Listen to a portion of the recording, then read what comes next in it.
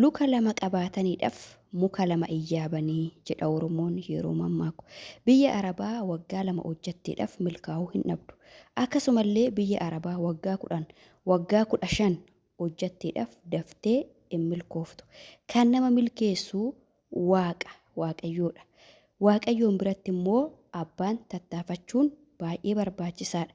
Viidiyoo kana shamara biyya Arabaa taatee viidiyoo kana haga dhumaatti osoo hin dhaggeeffanne koomentii naaf hin barreessin. Viidiyoon kun ergaa guddaa qaba. Akkasuma ijoollee calli jettanii jechuudha. Hawwii simmeettanii wantoota miidiyaa irratti poosti ta'an ilaaltanii hawwii ijaabichaadhaan dhuftanii karaa keessaa nama dubbistanii yeroo namaa gubdanii viidiyoo kana haga dhumaatti dhaggeeffadhaan isiniin jedha. Hoddoon dogoggoratti dhiifaman isin gaafadha.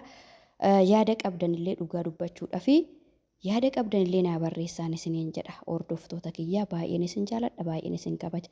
Egaa guyyaa har'aa kanaa eessatti argamtii booneen yoo jettanii mana meeshaaleettiin argama. Egaa akkuma beekamu meeshaa mana keessas ta'ee meeshaa mukaas meeshaa mana keessas hundayyuu akka nu abbaan nu ajajatetti meeshaa mana keessas meeshaa mukaas namoota bakka garagaraatti geessaa jirra.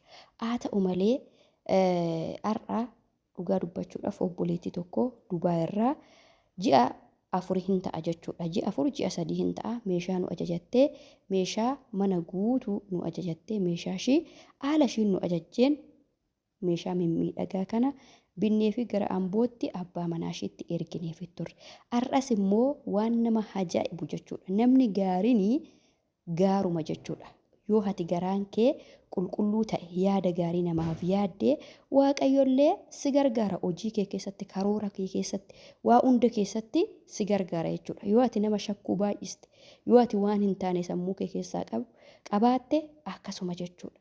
Dhugaa dubbachuudhaaf egaa mucayyoon kun amma immoo hiriyoota ishii nama lama nuu ergitee hiriyoota ishii nama lamaaf meeshaa mana keessaa jechuudha. Meeshaa mana keessaa bitaa jirra. Hiriyoota ishii tokko Giincidha, tokko Amboo namni ishee nuu ergite.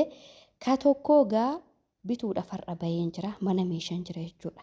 Dhugaa dubbachuudhaaf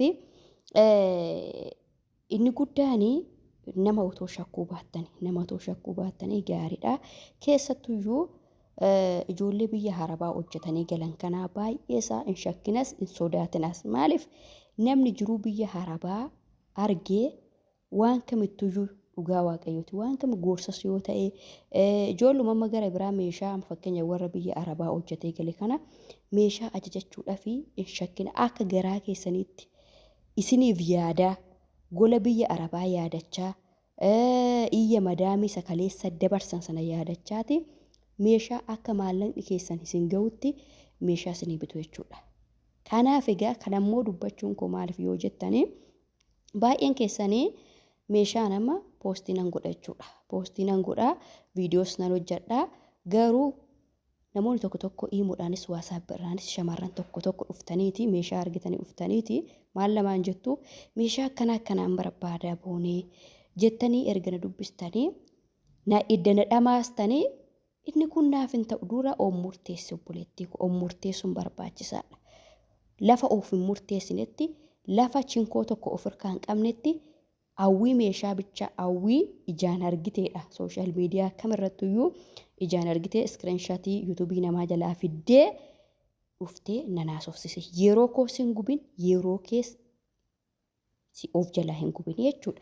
Boqodhu ammas maaliif yoo jette hojii mana madaamii isuman argee beeku waan ta'eef baay'ee tokko nama dadhabsiisaa boqodhu.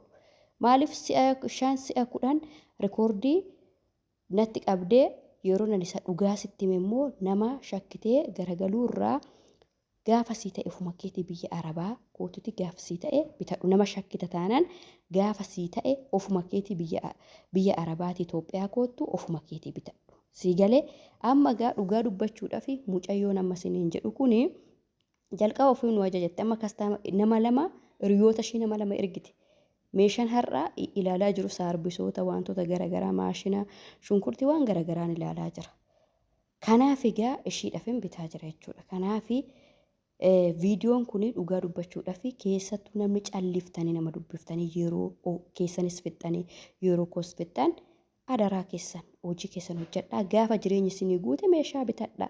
Namoonni immoo garaa qulqulluun nama amantanii mana koon bareeffadhaa jettanii meeshaa nu ajajachuu barbaadan lakkoofsa bilbilaa iimoodhaanis waasaappiidhaanis nu dubbisaa meeshaa ajajadhaa meeshaa mana keessaa ajajadhaa yeroo kana immoo meeshaa mana keessaa waqtiin isaa waqtii gannaa waan ta'eef meeshaa mana keessaa hundi isaa gatiin isaa akka yeroo bonaa miti baay'ee tokko gadi bu'aadha.